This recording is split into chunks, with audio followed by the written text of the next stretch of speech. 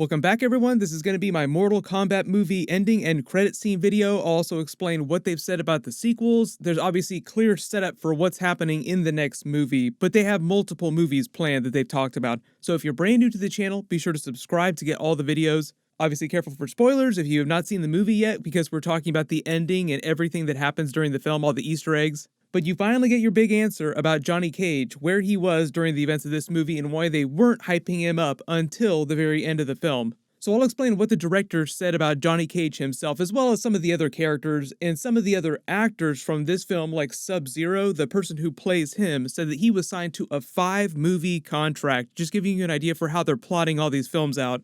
But the whole thing with the movie is that they actually don't do the tournament itself that you would expect them to do like they did during the events of the original Mortal Kombat movie in 1995. It's meant to be more of a prequel movie, so the writer and the producers explained that they developed this arc as a trilogy of movies. The first one's supposed to be a prequel, world building, introducing some of the core concepts and characters. Like, you learn about the tournament, they talk about it a lot through the POV characters, which are mostly the mains from Earthrealm and mostly the Cole character, who is Scorpion's descendant, and whose powers, although a little bit different, bear some similarities to the Hellfire that Scorpion wields. He unlocks most of his special powers, but you don't see too many crazy fatalities from him. Like, almost all the characters do a version of one of their fatalities from the video game series. Most of the characters in the video game series eventually learn multiple different fatalities.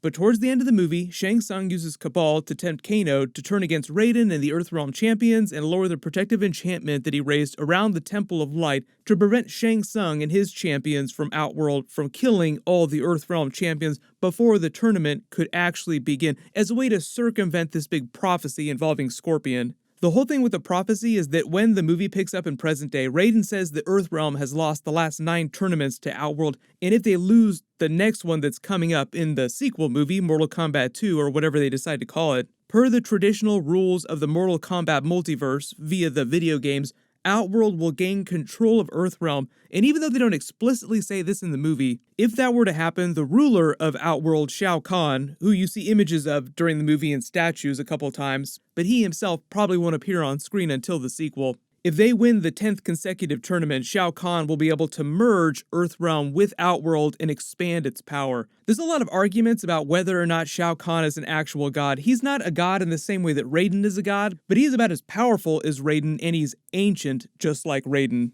But Shang Tsung is able to kill a couple of the Earthrealm champions, so press F in the chat to pay respects to Kung Lao. And even though Kano switched sides, Sonya Blade winds up killing him to take his mark, making her the next Earthrealm champion. Even though he was a bastard, technically he was a member of Earthrealm's champions. They get kind of crazy with it because Bi-Han, for instance, the Sub-Zero character, was originally one of the Earthrealm champions back in the 1600s before he became full Sub-Zero, but then at some point he turned sides and became a champion for Shao Kahn. So the same thing happened with Kabal's character because he said he had history with Kano, like they knew each other from Earth. And the whole twist with Kano switching sides is also meant to be a reference to the video game series, because technically he is one of the antagonists from the video game that you fight. And in the original Mortal Kombat movie in the 1990s, it's kind of the same dynamic. Kano was probably one of the best parts of this movie. He stole almost every scene that he was in. But the whole third act of the movie is basically Shang Tsung's champions, Goro, Sub-Zero, Kabal, Raiko, Mileena, Nitara, Shang Tsung himself invading the Temple of Light, as the Earthrealm champions are still trying to learn to unlock their special powers. Slowly, with a lot of fatalities from the video games, they are able to kill all of Shang Tsung's team.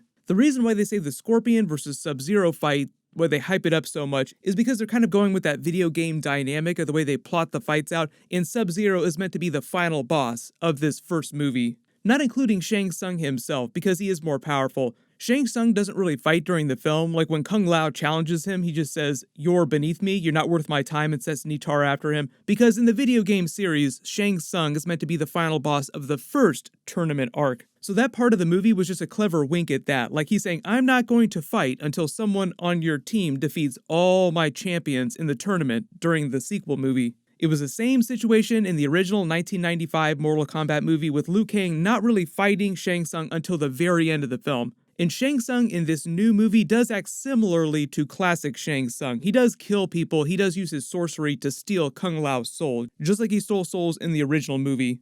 But in that final boss fight, Cole takes on Sub-Zero after he goads him into a fight using his family, trapping them in that MMA facility, the gym, where he fights all of his fights earlier in the film. Not sure why Sub-Zero decided to take his family there of all places, but they actually turn the gym into a full version of Sub-Zero's lair from the video game series, like his level from the original Mortal Kombat video game. The fights are all pretty fantastic, pretty bloody during the film, but as you would expect, he kicks Cole's ass until he instinctively grabs Scorpion's original dagger that was given to him by Raiden earlier in the movie. And even though they don't fully explain this part, he uses it to summon Scorpion from the Netherrealm. So the Netherrealm is the part of the Mortal Kombat multiverse that's supposed to be like their version of Hell, but is just a separate dimension, a separate realm, like Earthrealm and Outworld are separate realms of the multiverse. Cole had been getting visions of Scorpion throughout the entire movie, asking for him to release him without really understanding what it meant. And over the centuries in the Netherrealm, Scorpion had learned to unlock his powers, like you see everyone doing earlier in the movie. They also explain the fire he wields is Hellfire from the Netherrealm, because technically he is undead now. But he and Cole tag team Sub-Zero, who presumably has been kept alive this whole time since the 1600s through Shang Tsung's magic and his own special abilities. Both he and Scorpion were originally marked as champions of Earthrealm. They both had the mark. That's why they have special powers. Then Scorpion uses his fatality from the video game series from the first Mortal Kombat video game, killing Sub-Zero with his fire breath. His head doesn't go full skeleton like it did in the original game, but you do see a little of the skeleton there. He thanks Cole for freeing him and asks him to protect his bloodline, then presumably returns to the Netherrealm. They didn't say how many movies were on his contract, the actor here, but of course I think Scorpion will come back in the sequels. He was one of the best parts of the movie. Why wouldn't they bring him back if they're going to be bringing Sub-Zero back in 4 other movies? But then Shang Tsung enters and claims that he has many more fighters where these ones came from, which is a reference to the much deeper roster of characters from the video game sequels, like Mortal Kombat 2, Mortal Kombat 3. Then says death is only another portal, like death is not the end, sending Sub-Zero and Goro's bodies back to Outworld. So if you have not played the video games, that's meant to be a reference to Sub-Zero becoming Noob Saibot in the video game series. After the original Sub-Zero was killed in the lore, he was turned into a wraith in the Netherrealm, becoming Noob Saibot, who was a secret unlockable character during the second Mortal Kombat video game.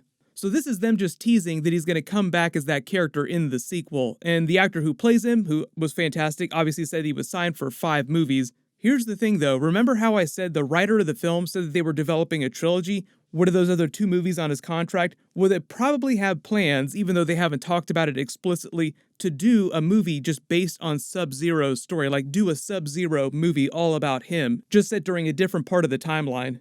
Because why wouldn't they try to take this to a very Marvel Cinematic Universe place where you do a bunch of interconnected movies apart from the main franchise? Like you assume the Avengers movies are the basic main franchise, and all the solo movies are kind of like the spin-offs. So they'll probably try to do spin-off movies for the biggest, most important characters. I hope that they try to do a Scorpion movie at some point. I actually think that the first Mortal Kombat movie would have been an even better film if they would have just focused more on the Scorpion character. Like, I think we're all in agreement that one of the best parts of the movie is that opening scene with Scorpion and Sub-Zero. But then Shang Tsung says that he's going to bring armies next time in the tournament that they're still getting ready for, and that's also meant to be a teaser for the 3rd film in the trilogy that they're developing, in the main series at least, because the whole idea, the whole arc of this, is that Earthrealm probably does wind up winning the tournament, saving themselves per the rules, but Shang Tsung and Shao Kahn break the rules of the tournament and wind up invading Earthrealm anyway.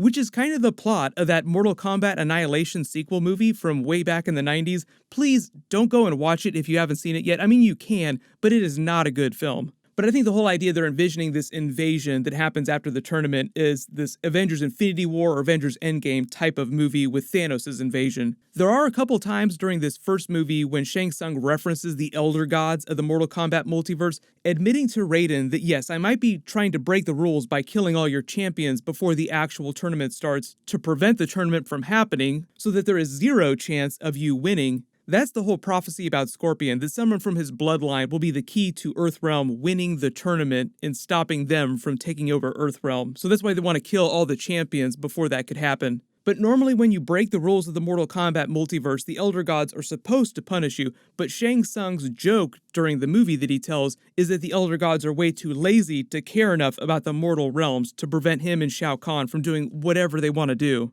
which is another subtle reference to the video game series. It's a joke in the video game series that the current Elder Gods are super lazy and couldn't be bothered to do pretty much anything. There have actually been some hints in the most recent iterations of the game that eventually the Earthrealm champions will replace them as future Elder Gods, but I think they're saving that twist for some future game in the series. Then Raiden teleports Shang Tsung back to Outworld, also teasing their eventual battle, like eventually they'll legit fight each other because in the games, Raiden is a playable character. And he says he's going to find more champions for Earthrealm to build out their team, and it's up to these guys to go out and find them and help train them before the tournament starts in the sequel. Then after a short time jump, enough time for all of Sub-Zero's ice to melt away from the gym here, Cole packs up his things and says he's heading to Hollywood to find the next champion. In so many words, like he says he's heading to Hollywood, not for what, but for who. And they pan across the poster of Johnny Cage as the classic Mortal Kombat theme music starts playing over the credits,